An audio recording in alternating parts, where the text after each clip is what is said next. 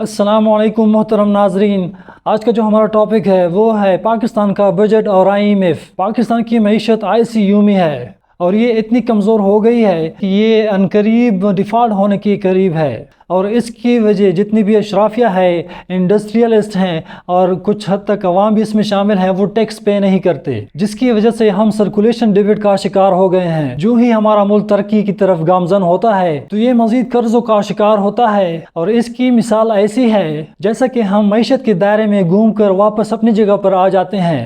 جب ہمارے پاس کوئی دوسرا آپشن نہیں ہوتا تو ہم IMF کے پاس جاتے ہیں، جس کا مخفف ہے انٹرنیشنل مانیٹری فنڈ۔ ہمارے اوپر پہلے ہی سے IMF کا قرضہ اربوں میں موجود ہے۔ یہی وجہ ہے کہ ہمارے اخراجات زیادہ ہیں اور ہماری آمدن بہت کم ہے۔ اس لحاظ سے جو سیاسی صورتحال ہے وہ بہت افراتفری کا شکار ہے۔ جتنی بھی ہمارے سیاسی لیڈرز ہیں وہ جب حکومت سے باہر ہوتے ہیں تو کہتے ہیں کہ ہم IMF کے پاس کبھی نہیں جائیں گے، لیکن جب وہ حکومت میں آتے ہیں تو کہتے ہیں کہ ہمارے پاس IMF کے علاوہ کوئی اور راستہ نہیں ہے۔ ہم سٹاف کے لیول پر بات کرنے کو زیادہ ترجیح دیتے ہیں، لیکن یہ اس وقت ممکن ہوگا جب ہماری ریونیو اتنی زیادہ ہو جائے گی جس سے یہ قرضہ پورا جتنا ہمارے اوپر آ چکا ہے اس کو ہم کو واپس کریں، تب جا کر سٹاف لیول پر بات ہو سکتی ہے۔ اور IMF کی مینیجنگ ڈائریکٹر کرسٹینا جورجیوا کا کہنا ہے، انہوں نے جرمن ادارے کو انٹرویو دیا جس میں انہوں نے کہا کہ پاکستان کے جتنے امیر طبقات ہیں ان کو ٹیکس دینا چاہیے اور ان کے اوپر سبسڈی ختم ہونی چاہیے، اور جو جتنا زیادہ کماتے ہیں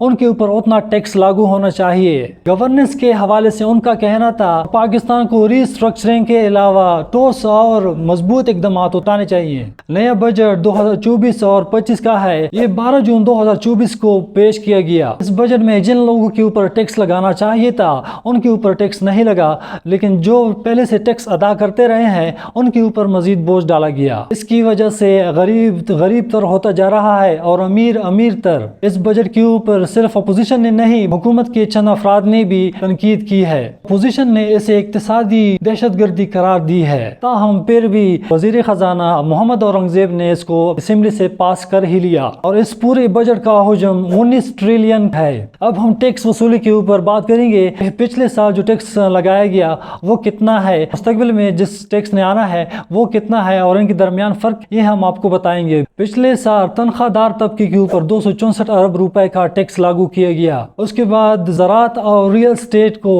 8 ارب روپے ٹیکس لگایا گیا۔ ایکسپورٹر اور ریٹیلر نے کل ملا کر 175 ارب کا ٹیکس دیا۔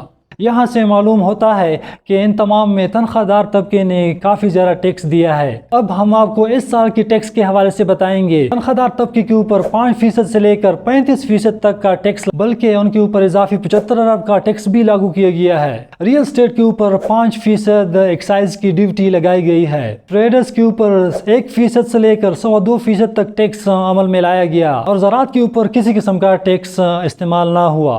اب ہم جانتے ہیں کہ وہ لوگ کون ہیں جن کو فائدہ پہنچایا گیا۔ ان میں سرکاری ملازمین ہیں جن کی تنخواہوں میں 25% کا اضافہ کیا گیا ہے، اور جتنے بھی پینشنئر ہیں ان کی پینشن میں 15% کا اضافہ کیا گیا ہے۔ ٹریڈرز کے اوپر بہت کم ٹیکس لگایا گیا ہے۔ وہ لوگ جو خسارے میں رہے، اس میں نجی ملازمین ہیں، ان کے اوپر ٹیکس سلیب کا زیادہ تر حصہ عائد کیا گیا، اور 50,000 کے اوپر تنخواہ لینے والے پر بھی ٹیکس لاگو کیا گیا ہے۔ جتنی بھی سبزیاں ہیں، دالیں ہیں، فروٹ ہے، ان کے ساتھ آٹا، گھی، چینی، دودھ، جتنے بھی چیزیں ہیں ان کے اوپر ٹیکس لگایا گیا ہے۔ ان کی قیمتوں میں خاطر خواہ اضافے کی وجہ سے ایک غریب کی زندگی اجیرن بن چکی ہے۔ جتنے بھی ایکسپورٹ ہیں جن میں موبائل، گاڑیاں اور اس کے علاوہ کاسمیٹکس کا سامان شامل ہیں، ان کے اوپر 18% کا ٹیکس لگایا گیا ہے۔ FBR یعنی فیڈرل بورڈ آف ریونیو کے سابق چیئرمین شبر زیدی کا کہنا ہے کہ موجودہ بجٹ جو ہے وہ کاغذ کے ٹکڑے کے علاوہ کچھ بھی نہیں، اور حقیقت اس کے برعکس ہے، اور حکومت کو نظر آ رہا ہے کہ IMF کا کہنا ہے کہ 13,000 کے قریب انہوں نے ہدف اپنے لیے سیٹ کیا ہے، اس تک پہنچنے میں کافی دشواری ہوگی۔ اس ہدف کو 2 طریقوں سے حاصل کیا جاتا ہے۔ شبر زیدی کے مطابق ایک طریقہ یہ ہے کہ آپ اپنے گروتھ کے ذریعے سے اس کو بڑھاتے ہیں، جس کا مطلب ہے کہ آپ کی معیشت مضبوط ہو۔ دوسرے طریقے میں ریٹ کو بڑھایا جاتا ہے لیکن اس کی گروتھ نہیں ہوتی۔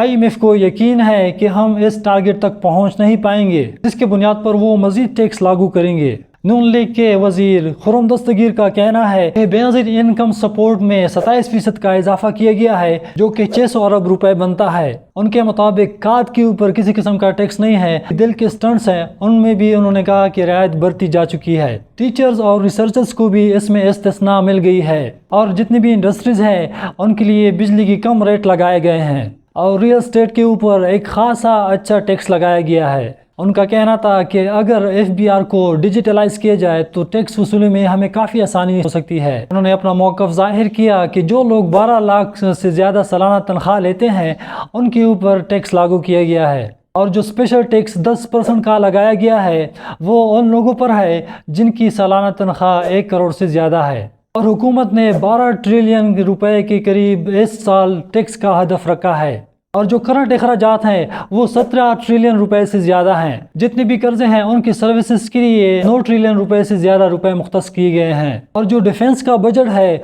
वो 2 ट्रिलियन रुपए से ज़्यादा करार पाई है।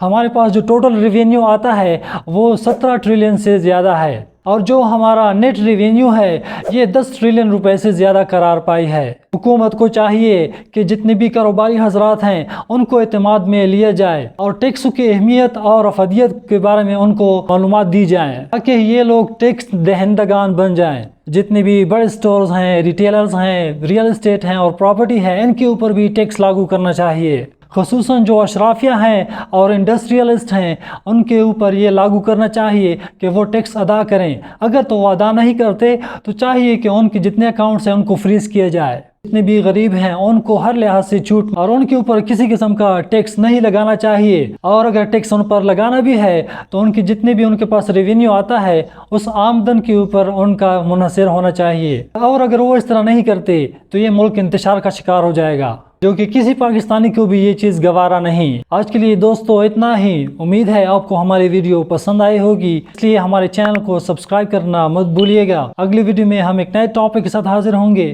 फी अमान अल्लाह।